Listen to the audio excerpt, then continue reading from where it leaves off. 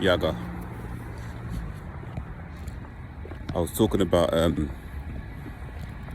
endless intrigues, trying to understand the not understandable, trying to understand chaos, trying to make sense or use logic to find meaning in something that doesn't actually make any sense. So another one I wanted to talk about today is kind of like the reverse of the last video we spoke about. So the last video I was speaking more on when we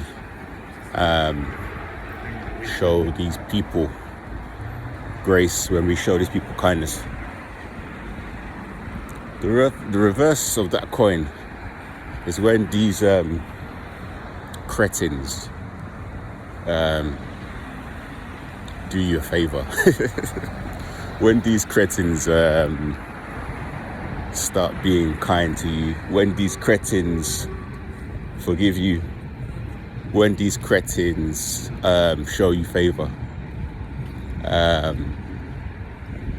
That's what this particular topic is on. You better watch out. I had a family member and I needed to raise some funds to pay a particular, I can't remember what it was for, bill or maybe some rent a while ago, and I couldn't believe it. They came through with the whole thing and I thought I'd hit the jackpot. So I was really happy. I thought, look at what this person had, they've sacrificed for me, they've made it, they really helped me out. The following week, my phone rang about every other day. Problem after problem after problem after problem. So now I became a relationship counselor. I became a financial advisor. I became emotional support for this person. I became just basically their dumping ground for any issue that they had. Just walks past a narcopath there.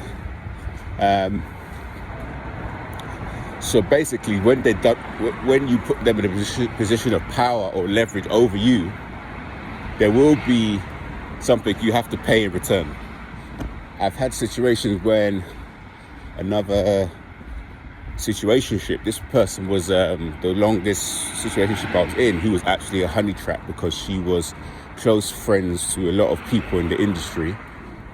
So she was sent to distract me and post the final pre-final discard. I remember during that time I actually did lose a job, and when I did lose a job, the first thing she did was tell the person on the phone she was on the phone at the time. She told the person straight away. I hadn't even told my family, my mum, and she was on the phone as I told her, look, I just lost a job, and she just told the person straight away on the phone. They are not careful with your information, guys. They'll wash your laundry in the street. Any secrets, anything that you don't want to get out, they will share with any and everyone. Anyway, she came to my studio one day and she brought me lunch, and this was something that she usually doesn't do. So with these characters, if they break their pattern, if they do something they don't usually do, usually there's a reason. Yeah. With us, we don't think like that. That's what I'm saying. There's no point trying to understand, what the particular reason is, but there is a reason. So say, for instance, when I was thinking, why is she bringing me lunch? She's not a big deal. She's gonna bought me some lunch and brought it to me. And then I realized that she was out the night before and she got back extremely late.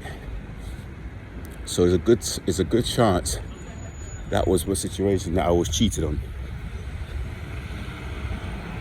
Yeah. So if they do you a favor, or if they do something strange, or, you know, they say to you, oh, I just bumped into your friend in the park, I just walked past your friend, or her and your friend probably went back to her place to smoke a J, and they probably did, you know, something. I'll let your imagination fill in the blanks. But that's how these people behave. So it's, you know, if they forgive you, if maybe, you know, we made a mistake, we've forgotten something, and they're like, oh, don't worry about it, you know, just come along, you better believe there's something waiting in the pipeline. You need to really watch your back. You need to watch your back. There's something about revenge when it comes to narcopaths. They don't let people get one over them. There's a sense of having to always win.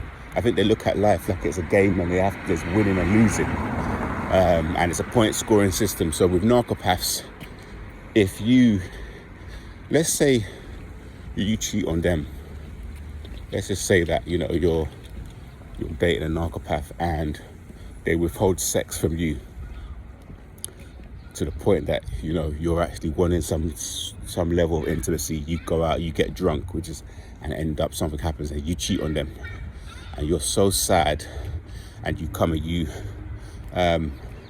tell them, and you're crying, and they take you back. Mind you, they have been doing this to you the whole time since you've been with them. Their body's been defiled.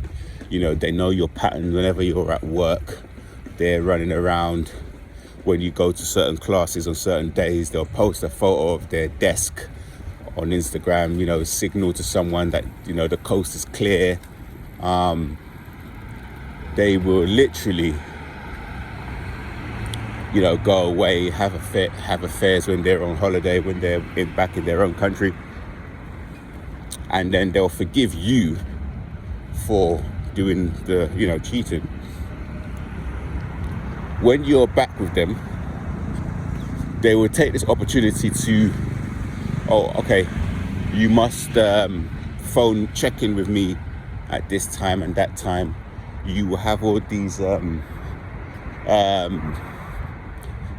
prerequisites they will need from you, these commandments. So you will say to them, oh, because I cheated, even though they've been cheating on you the whole time you've been with them, and cheat on you still, because no face, no case.